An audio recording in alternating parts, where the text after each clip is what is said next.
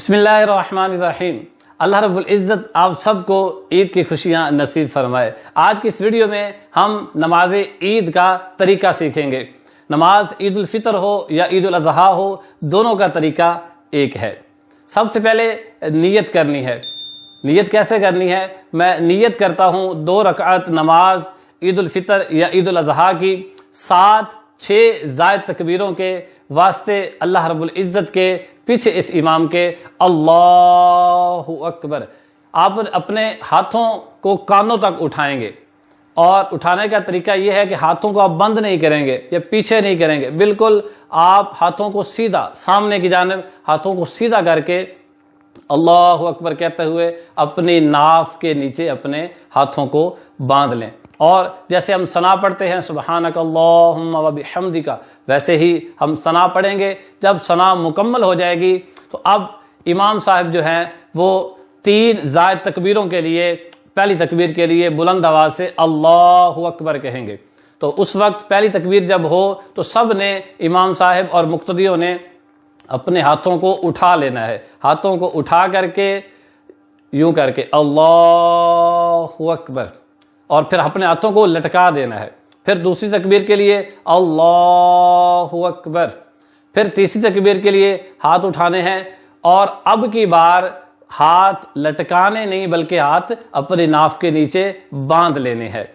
اس کو اب یوں یاد رکھیں کہ جب آگے قراءت کرنی ہے تو پھر ہاتھ باندھ لینے ہیں، پہلی 2 تکبیروں میں ہاتھوں کو لٹکانا ہے۔ اس کے بعد امام صاحب سورہ فاتحہ شریف کی تلاوت کریں گے، کوئی سورت کی تلاوت کریں گے، اس کے بعد رکوع ہوگا، پھر 2 سجدے ہوں گے۔ اب دوسری رکعت کے لیے امام صاحب اور مقتدی کھڑے ہو جائیں گے۔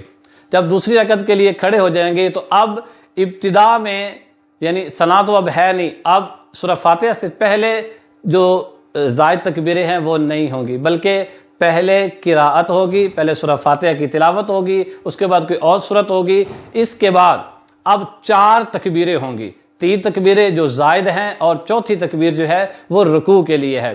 اسی طرح جب امام صاحب قراءت مکمل کریں گے تو ہاتھ بدھے ہوئے ہوں گے، تو اللہ اکبر کہتے ہوئے ہاتھ کو لٹکا دیں گے، اور اسی طرح جو پیچھے مقتدی حضرات ہیں وہ بھی اپنے ہاتھوں کو لٹکا دیں گے۔ پھر دوسری تکبیر کہیں گے اللہ اکبر، پھر ہاتھوں کو لٹکا دینا ہے۔